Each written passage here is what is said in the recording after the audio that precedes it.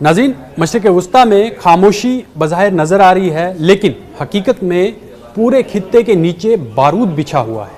ایران، اسرائیل، لبنان، شام، یمن اور خلیج کے اوپر ایک ایسا جنگی سایہ منڈلا رہا ہے جو کسی بھی لمحے پورے خطے کو دوبارہ آگ میں جھونک سکتا ہے۔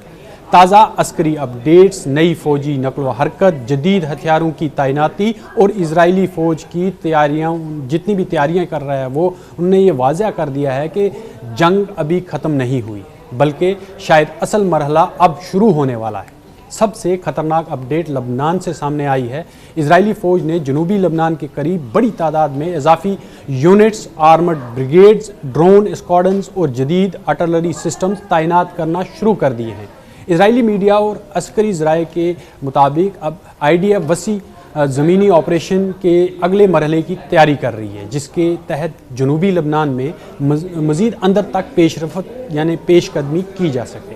یہ صرف روایتی حملہ نہیں ہوگا، اسرائیل اب لبنان میں وہی ماڈل دہرانا چاہتا ہے جو غزہ میں استعمال کیا گیا تھا۔ پہلے شاید فضائی بمباری ہو، پھر انفراسٹرکچر کی تباہی، اس کے بعد زمینی قبضہ۔ اسرائیلی فوج پہلے ہی جنوبی لبنان کے کئی علاقوں میں بفر زون بنا چکی ہے، جبکہ بنت جبل میں، خیام اور سرحدی علاقوں میں شدید جھڑپیں جاری ہیں۔ بعض رپورٹس کے مطابق اسرائیلی اسپیشل فورسز خفیہ آپریشنز بھی کر رہی ہیں تاکہ حزب اللہ کی جو انڈر گراؤنڈ نیٹ ورک ہے، سرنگ نیٹ ورک ہے اور ڈرون لانچ سائٹس ہے جو ان کو تباہ کیا جا سکے۔ لیکن اصل خوف اسرائیل کو حزب اللہ کے نئے ہتھیاروں سے ہے۔ یہاں جنگ نے ایک نیا رخ اختیار کر لیا ہے، کیونکہ حزب اللہ اب ایسے جو فائبر آپٹکس سوسائڈ ڈرونز استعمال کر رہے ہیں جنہیں روایتی جو جیمنگ سسٹمز ہیں وہ پکڑ نہیں پا رہے ہیں۔ یہ ڈرونز یوکرین جنگ کے تجربات سے متاثر ہو کر تیار کیے گئے ہیں اور اسرائیلی فوج کے لیے نیا جو یہ ڈراونا خواب یہ بن چکا ہے، جو امریکہ اور اسرائیل کے جو ماہرین ہیں وہ خود مان رہے ہیں کہ یہ کم قیمت مگر انتہائی خطرناک ہتھیار اسرائیل کے جدید الیکٹرانک دفاعی نظام کو چیلنج کر رہے ہیں۔ ادھر ایران بھی خاموش نہیں بیٹھا ہے۔ امریکہ اور اسرائیل انٹیلیجنس رپورٹس کے مطابق ایران نے عراق، شام اور خلیجی پانیوں کی اطراف اپنے میزائل نیٹ ورکس اور ڈرون کمانڈ سسٹمز دوبارہ فعال کرنا شروع کر دیے۔ آبنائے ہرمز کے قریب ایرانی بحریہ پاسداران انقلاب اور ساحلی میزائل یونٹس کو ہائی الرٹ پر رکھا گیا ہے۔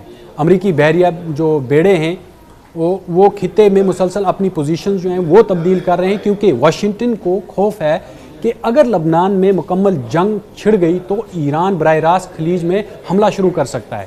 اس دوران امریکہ نے خطے میں مزید فضائی جو دفاعی نظام ہیں یا ریڈار سسٹم ہیں، بحری تباہ کن جہاز اور ڈرون شکن سسٹمز بھیجنے شروع کر دیے ہیں۔ خلیجی ممالک کے جو معاملات ہیں یہ کافی حساس ہیں۔ خلیجی ممالک کے اوپر امریکی نگرانی طیاروں اور جو ایواک سسٹم ہے اس کی پروازیں جو ہیں وہ زیادہ تر جو ہیں وہ بڑھا دی گئی ہیں۔ عرب میڈیا کے مطابق کئی خفیہ امریکی فوجی کانوائی رات کے اندھیرے میں عراق اور شام کے اڈوں کی طرف منتقل کیے گئے ہیں۔ اور سب سے اہم بات، یہ صرف اسرائیل اور حزب اللہ کی جنگ نہیں رہی ہے، روس، چین اور امریکہ سب اپنی چالیں جو ہیں وہ چل رہے ہیں۔ روس مبینہ طور پر ایران کو سیٹلائٹ اور انٹیلیجنس سپورٹ فراہم کر رہا تھا، جبکہ چین پس پردہ خطے میں اپنے معاشی مفادات بچانے کے لیے سفارتی اور تکنیکی کردار کو بھی بڑھا رہا ہے۔ امریکہ چاہتا ہے کہ اسرائیل لبنان میں حزب اللہ کو اتنا کمزور کر دے کہ ایران کا پورا پراکسی نیٹ ورک ہل جائے، لیکن یہی وہ مقام ہے جہاں خطرہ بڑھ جاتا ہے، کیونکہ حزب اللہ غزہ نہیں ہے، یہ ایک مکمل تربیت یافتہ بھاری ہتھیاروں سے لیس جو تجربہ کار فورسز ہیں، جس کے پاس ہزاروں rockets, drones, anti tank missiles اور زیر زمین جنگی نیٹ ورکس موجود ہیں۔ اسرائیلی فوج خود مان رہی ہے کہ جنوبی لبنان کی جو جنگ ہے یہ طویل اور خونریز ہو سکتی ہے۔ اس پوری صورتحال میں سب سے بڑا سوال یہی ہے کہ کیا جنگ دوبارہ بھڑکے گی؟ میں سمجھتا ہوں کہ جنگ حقیقت میں کبھی رکی ہی نہیں تھی، صرف رفتار کم ہوئی تھی۔ مذاکرات جاری ہیں۔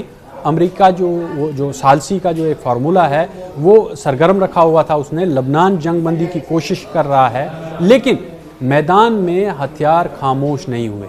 اسرائیل سمجھتا ہے کہ اگر اس نے ابھی حزب اللہ کو نہ روکا تو بعد میں یہ खतरा जो है वो कई गुना जो है बढ़ जाएगा। और दूसरी तरफ ईरान और हिजबुल्लाह समझते हैं कि इजराइल इस वक्त आलमी दबाव, माशी बोझ और मुसलसल जंग से थक चुका है, इसलिए दोनों तरफ तैयारी जारी है। और यही सबसे खतरनाक मरहला होता है, वो लम्हा जब सब जंग नहीं चाहते हैं लेकिन सब जंग के लिए तैयार होते हैं।